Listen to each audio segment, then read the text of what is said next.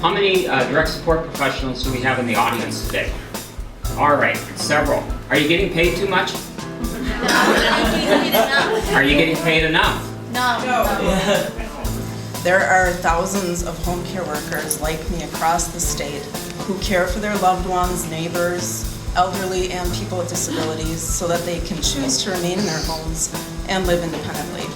We do this emotionally, mentally, and physically difficult work despite the fact that we can never expect a raise in wages, never expect health benefits or sick pay, definitely no vacation, no promotions. Last year, I had a staff leave because she could not make enough. So I asked all of the legislators to support all of us and all of our caregivers and fight as hard as you can. Don't give up, even though you might face some pressure, but fight as hard as you can, because with the long cold winters here in Minnesota, I don't want to be competing with tanning salons for my direct care staff.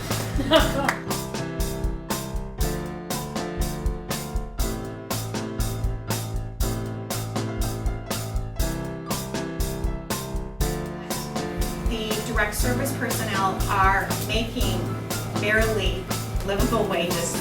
I am strapped with an unimaginable amount of student loan debt. Making minimum payments on your student loans just to keep the interest at bay is not sustainable for anybody. There's been some turnover, and that's hard when you have a complex medical condition. You have to train people, educate them, get them on board. On the day that I announced that I was leaving Spectrum, one of the people I served shouted, "It's not fair," and he began to tear up. I looked back and I realized that he was right.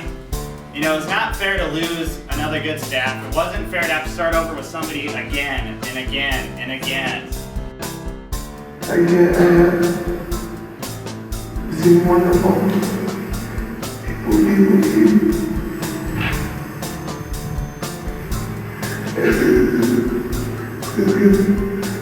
The very folks have disabilities.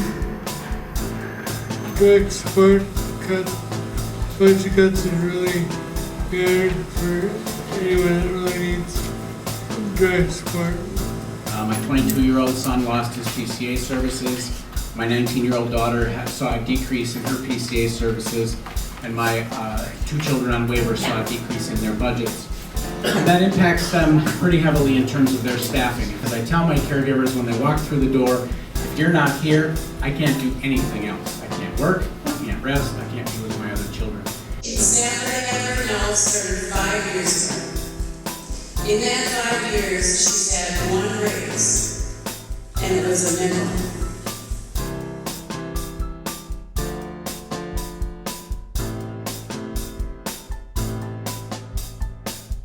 DSPs in the state who are doing professional work for poverty wages.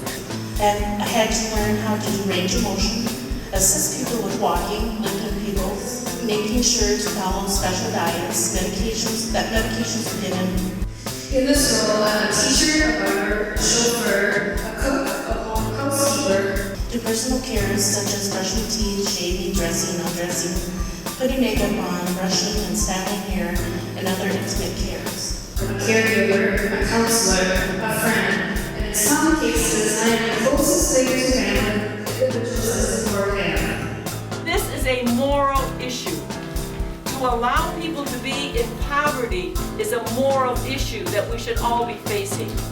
So it is really time for all of us as Minnesotans to stand up and take a look at those issues that are really wrapping people into this cycle of poverty and making it so difficult for people to get out. We have the 5% for our staff, but they do a really good job down there and everywhere around here.